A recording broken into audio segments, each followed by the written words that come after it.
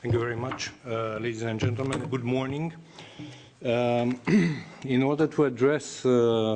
somehow abruptly the questions that have been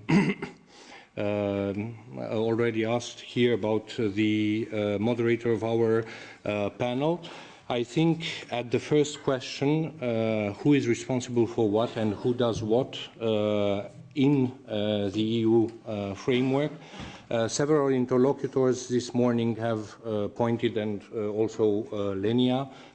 in the second panel of the morning have pointed out to a well-known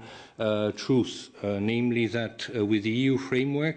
the Commission has opened a dialogue with the Member States on competencies that are essentially national: education, housing, healthcare,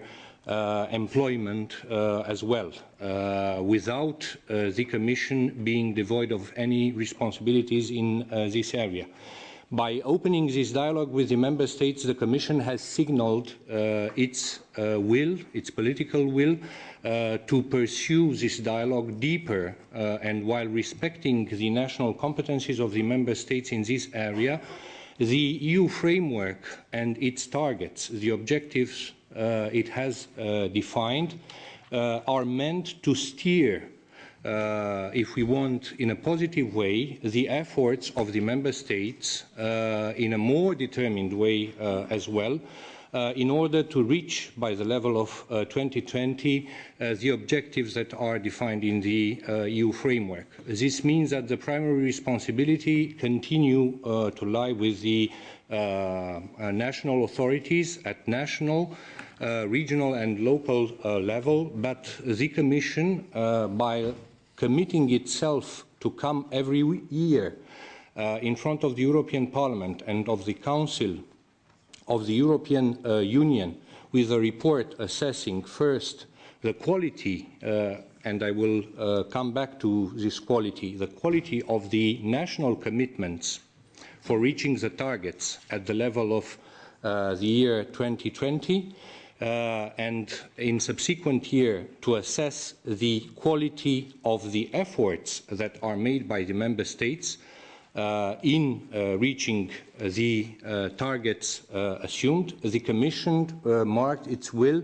to open the floor for a more decisive and a more conclusive dialogue at the level of the European Union, mobilizing the energies primarily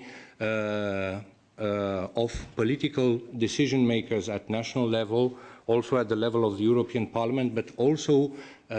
inviting into this dialogue the civil society and in particular the non-governmental organizations that are focusing on Roma issues, so that it creates with this EU framework a sort of positive peer pressure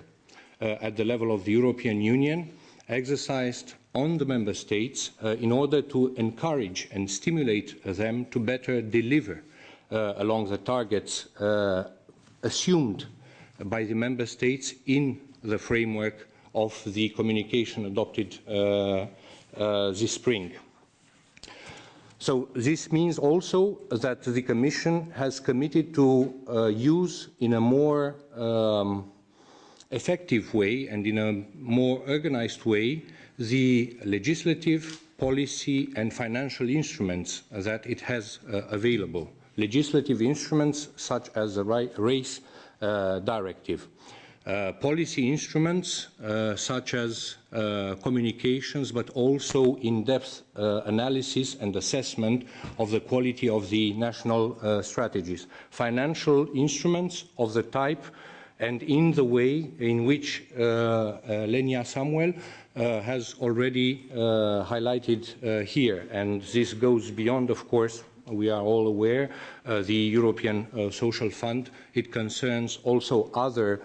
important structural instruments that the European Union has made available. Now, returning very briefly to the quality of the national strategy, our message was in the communication adopted earlier this year and continues to be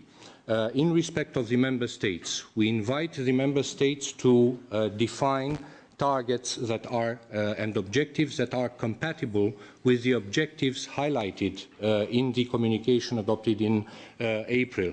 and to mobilize human and financial resources that are adequate, namely proportionate, to reaching these targets. And we invite the Member States to define targets in such a way so that they are realistic but also ambitious, namely that they lead at term, at the end of the current decade, to a significant change in the economic and social situation, at least in the 4 areas covered by the communication, in the life of the majority, if not all, the members of the Roma minority.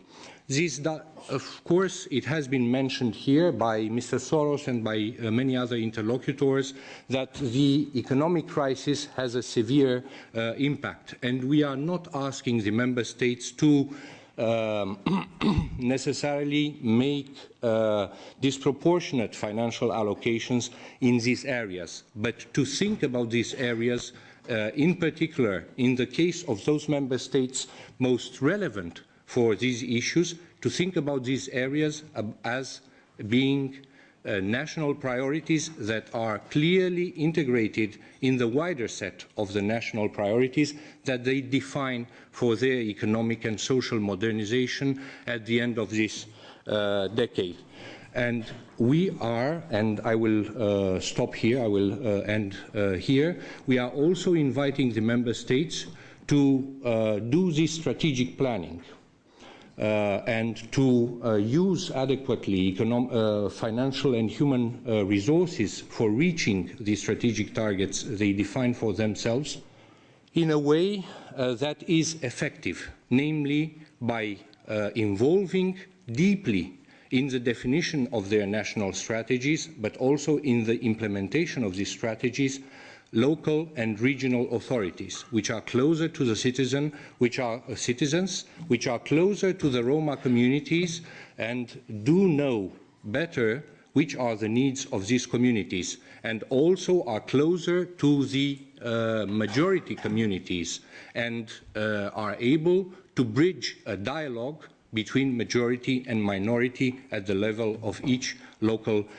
community. And we are finally inviting the member states to elaborate these national strategies and to implement them in close dialogue with the civil society, and in particular with the non-governmental organizations that are mostly active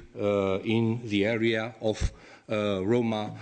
integration. This is necessary in order to be able to build a better bridge for dialogue with the civil society and to have the civil society on board when implementing these national strategies, so that the message passes from the political and technical level to the level of the society. Without the commitment of the society and without the commitment of the communities, we won't be able to deliver at national level or at European level. Thank you very much.